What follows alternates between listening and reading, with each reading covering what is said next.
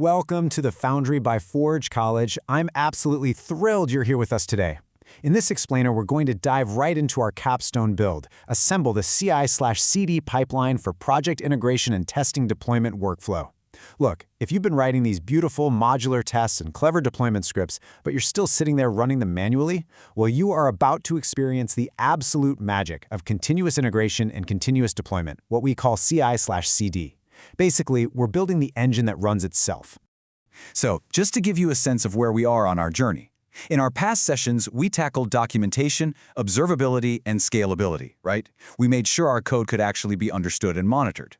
Today, we're in the present, tackling this massive Capstone CI/CD assembly. And this is going to perfectly set us up for the future, where we'll survey some really cool advanced integration patterns.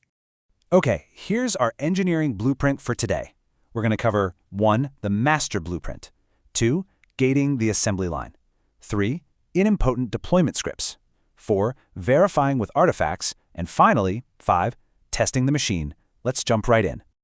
Section 1. The master blueprint. Connecting the pieces.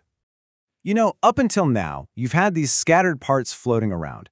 You've got your modular test suites over here, a deployment script over there, maybe some CI configuration files somewhere else.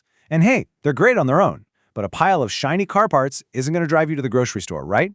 It's time to merge those config files, parameterize your secrets, and wire up the testing gates so it all acts like one single well-oiled motor. Our ultimate goal here is a single, reproducible repository increment. That just means anyone, literally anywhere, can run your pipeline and get the exact same reliable result every single time. Section 2. Gating the assembly line. The security checkpoints. Okay, so every powerful machine needs strict safety checks, right? Let's talk about CI gating. I want you to think of CI gating like a super strict toll booth. It only opens up if your cargo, your code, passes the absolute strictest inspections. Technically speaking, it's a pipeline rule that blocks any code from merging or deploying unless all your automated test jobs return a passing exit code of 0. If your code throws even a tiny error, boom, the gate stays shut. Nobody gets through with a broken payload. Our source material hits the nail right on the head here. Testing must gate deployment. Deploying without passing tests undermines reliability. Honestly, deploying code without passing your test gates is exactly like skydiving without checking your parachute. I mean, sure, it's pretty thrilling for a very brief second, but it is absolutely disastrous shortly after. We don't want thrills here. We want boring, predictable, and totally safe deployments. Just look at the contrast here. In a broken, manual process, tests might fail, but let's say it's 2 a.m., the developer is exhausted, and they just hit deploy anyway. Complete disaster. But in our automated pipeline, if tests fail, the deployment just immediately halts. It's safe. Your staging environment remains totally untouched. We are literally removing human error from the equation entirely. Moving on to Section 3. Idempotent deployment scripts. The robotic arm. So, once those gates open successfully on the main branch, our automated robotic arm takes over to actually execute the deployment. But there's a catch. It needs to be idempotent. Now, I know idempotent sounds like this incredibly intimidating engineering term, but the concept is actually super simple. An idempotent deployment script is just a script that can run multiple times without causing weird duplicate errors. It's exactly like a smart light switch. If the light is already on, flipping it again does nothing. It just safely handles the existing states. You don't accidentally deploy 3 identical contracts and crash everything. So how does this robotic arm actually do the heavy lifting? Well, your script, specifically script/deploy.js, securely accepts secrets like your RPC URL and deployer key through environment variables. By pulling these secrets from the repository instead of just hard-coding them in plain text, your deployment script safely and repeatedly drops the code right into the target network. It's clean, it's incredibly secure, and best of all, it's completely hands-off. Section 4. Verifying with artifacts. Proof of work. Okay, so the machine ran, but how do we actually prove to our reviewers that it did its job successfully?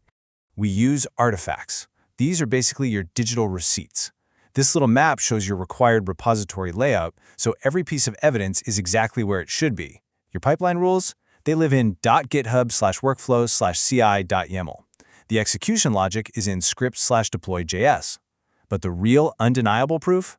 That's found in a JSON file at deployment/staging, proving where your code went, and your coverage metrics over in coverage/coverage-summary. Now, to actually pass this capstone milestone, and rigorous checklists like this are kind of a staple of the guided projects you'll find at Forge College, your repository must flawlessly hit every single one of these criteria.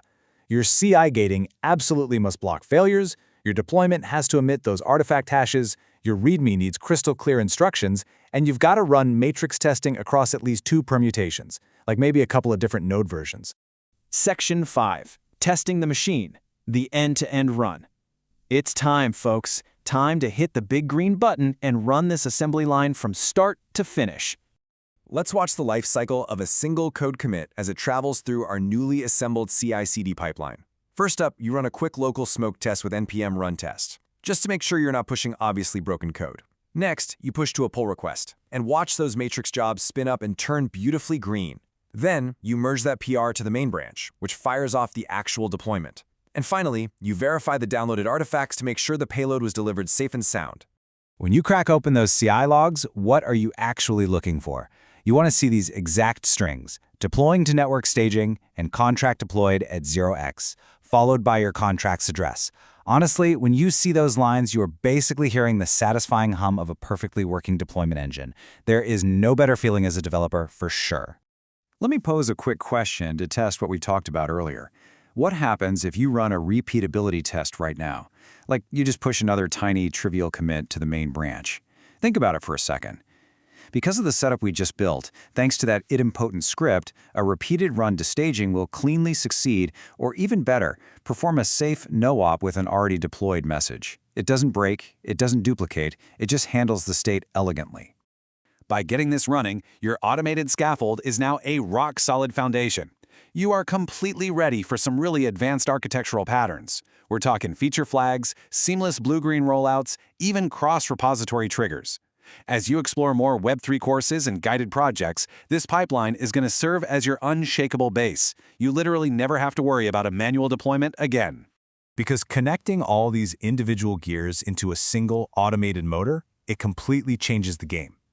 Your possibilities in Web3 and software engineering just expand exponentially the minute you free up your time from doing repetitive, manual tasks.